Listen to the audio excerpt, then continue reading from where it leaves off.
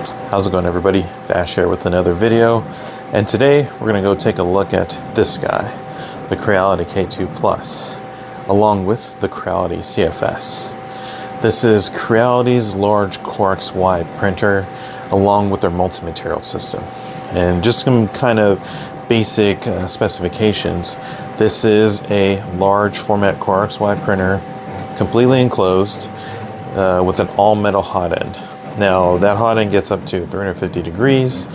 The actual heated bed gets up to 120. And like I said, it's an enclosed CoreXY, so the chamber actually gets up to 60 degrees. So if you're looking to be printing with some high temperature material, this printer is going to be able to do that for you. So ABS, ASA, carbon fiber, PC, PA, and so forth. You're going to be able to print it on here.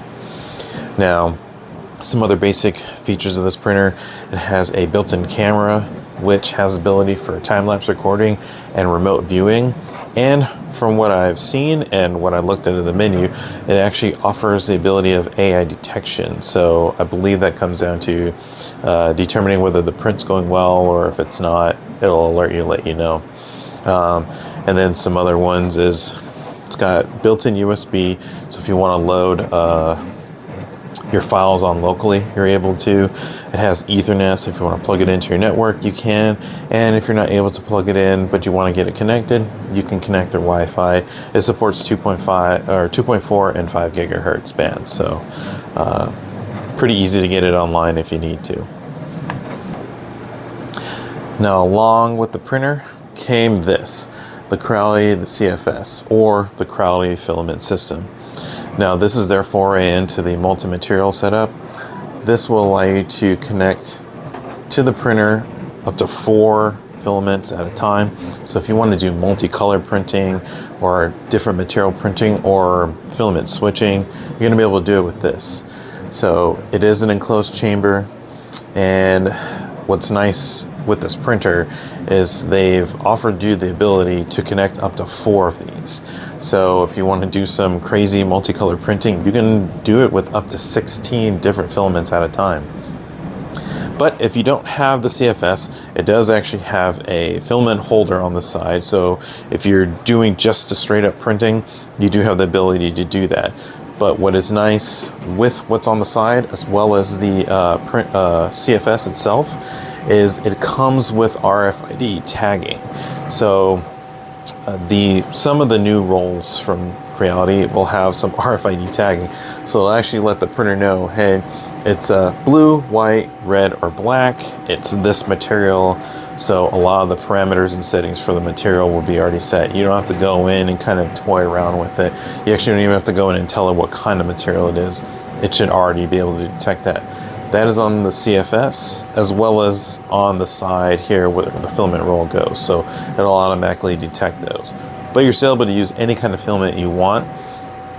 It's pretty much going to hold a 1 kilogram roll in there. So, but one of the features that this has as well is indicators on the front.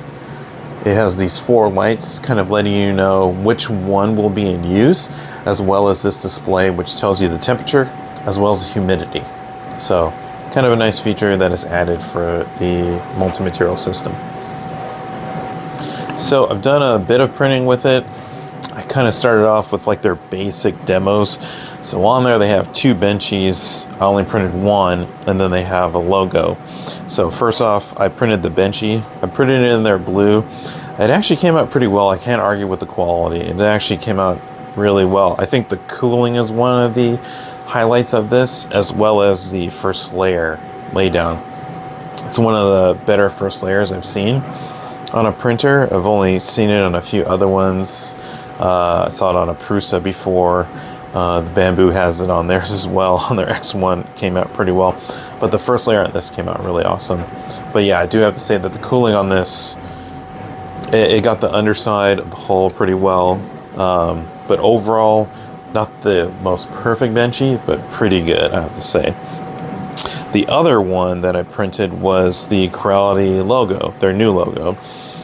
This was already sliced with 3 colors.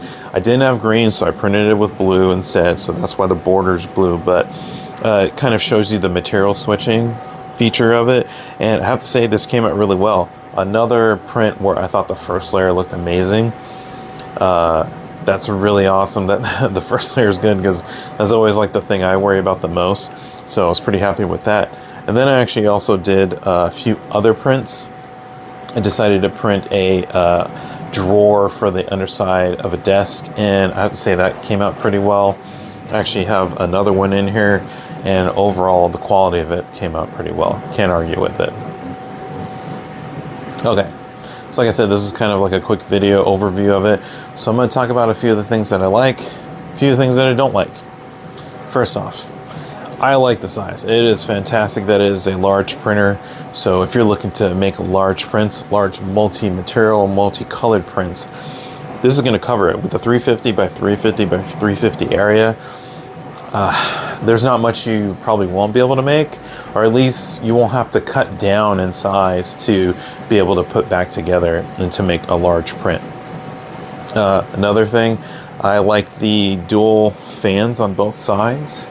Having used it on my K1 and my Bamboo, sometimes the other side doesn't get cooled well enough if you're doing a large print.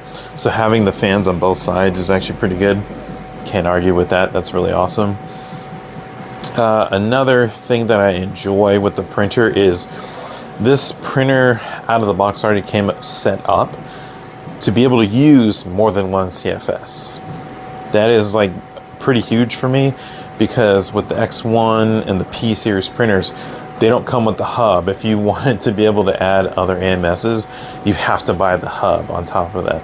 This is already set up to be able to use those. It comes with an actual hub in the back, so you can hook up the other three if you were going to add more than one. Another thing that I really enjoy is this display. I love the fact that it tells you the temperature, it tells you humidity. You don't really have to think about that. It's nice and bright, so you can't miss knowing, like, hey, maybe the humidity's too high, I need to dry my filament, or maybe I need to change the desking inside, or I need to just, you know, whatever you have to do. But I like that feature. That's actually really good. Also, probably one of the things that I really like the most about this, I enjoy my K1, I enjoy my Bamboo, I even enjoyed my Elegoo while I was working, but they're all fairly loud printers. They're all fairly loud. This printer, I mean, it's really quiet. And I think that kind of has to do with how they sealed it, because when you open the door, you can hear the fan and everything. It's blowing, it's going loud. But while it's closed, I mean, you can hear the motors and a little bit of the fan, but it is not very loud. So that is one of the things that I absolutely enjoy.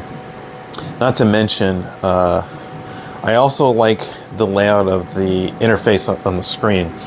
If you use a K1 or K1 Max, or I even believe K1C, I've never actually used a K1C, but if you use any of those, the screen is set up the exact same way. So it's a very familiar setup. They didn't really change anything outside of adding the screen for the different filaments. So you can kind of go through there and, you know, tell what it is and whatnot. But I really enjoy that. Now for my dislikes, which is not many. As much as I said that this is quiet when it's printing and it's doing its thing, this is not. The CFS is really loud. Now, while it's printing, it's actually not going, it's not ramping up, it's not going seriously loud or anything like that, because it's quote unquote going slow when it's pulling the filament through.